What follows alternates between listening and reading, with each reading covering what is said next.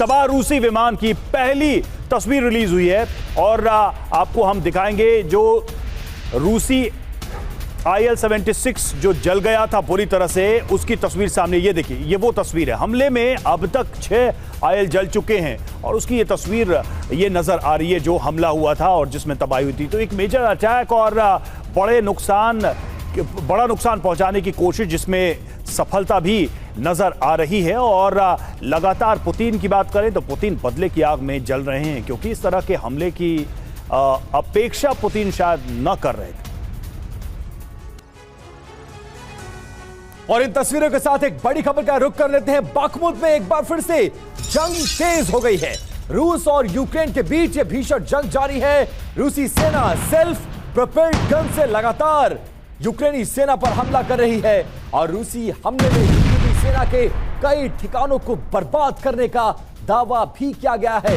तस्वीरें उन हमलों की तस्दीक करती हुई और कैसे यूक्रेनी सेना के छक्के छुड़ाते हुए नजर आ रही है। यूक्रेन की सेना एक एक सैनिक को टारगेट करके कैसे हमला किया जा रहा, और देखिए कैसे पूरा इलाका इन हमलों से थर्रा उठा।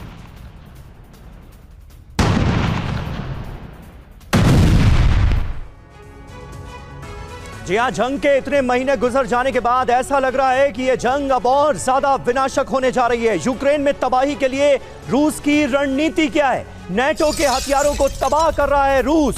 यूक्रेन को मिले नेटो के हथियार अब बड़े पैमाने पर बर्बाद किए जा रहे हैं। नेटो के हथियारों से रूस में हमला कर रहा है यूक्रेन। ये बात अब किसी से छिपी हुई नहीं है और ऐसे में संकेत इस बात के भी मिल रहे हैं कि अब नेटो वर्सेस रशिया की डायरेक्ट वॉर भी आने वाले वक्त में देखने को मिले, क्योंकि पर्दे के पीछे का जो पूरा खेल है वो नेटो का है। ये पूरी दुनिया जानती है, रूस भी जानता है।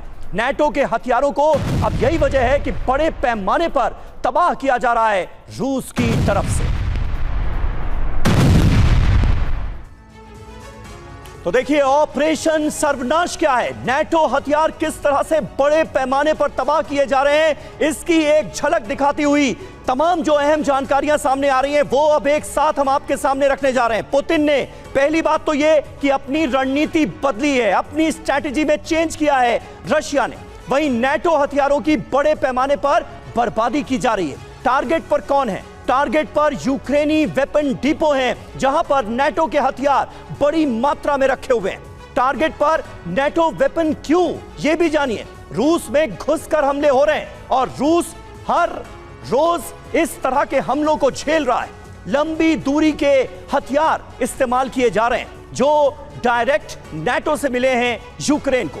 यूक्रेन से सीधे रूस पर अटैक किया जा रहा है इन्हीं लंबी दूरी के हथियारों के जरिए।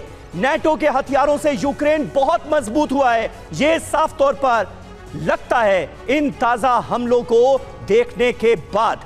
और ब्रिगेडियर थापर अब सीधे क्योंकि नेटो तो एक तरह से इस जंग में शामिल है ही, पर्दे के पीछे से सारी मदद नेटो ही कर रहा है यूक्रेन को, यह हर कोई जानता है। लेकिन जब सीधे टक्कर शुरू हो जाएगी नेटो और रशिया के बीच, तो उसका अंजाम क्या हो सकता है?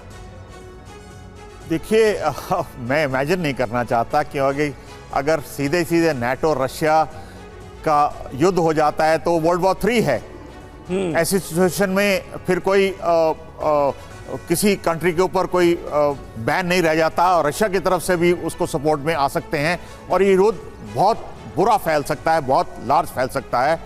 तो नेटो नहीं चाहता कि वो कमिट करे अपनी फोर्सेस, तो वो यूक्रेन के थ्रू, जैसे वो है यूक्रेन ठीक है। लेकिन इसी पर रहते हैं राजेश कुमार जी, क्या आपको भी ये लगता है तृतीय विश्व युद्ध का आगाज हो सकता है अगर चीजें इसी तरह से टेंशन बढ़ता रहा, इसी तरह से तनाव बढ़ता रहा और डायरेक्ट आने वाले वक्त में नेटो वर्सेस रशिया की जंग हमें देखने को मिली, तो उसका दायरा फिर बहुत बड़ा हो सकता है?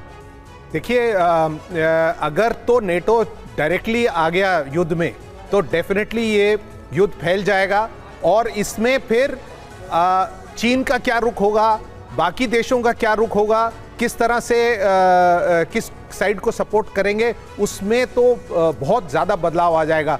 मेरे को नहीं लगता कि अभी ये फैलेगा इतना ज़्यादा, लेकिन ज़रूर मैं ये कहूँगा कि रूस के अंदर जो ये अटैक्स हो रहे हैं, ये इनके रिजर्व्स को फैलाने की रणनीति है। और रूस का जो जवाब है वो भी काफी प्रेडिक्टेबल हो गया है। हर बार वो कीव को ही अटैक करते हैं, तो इसका ये मतलब है कि कीव वाले जैसे ही वो एक अटैक करें तो वो तुरंत बंकर में चले जाएं।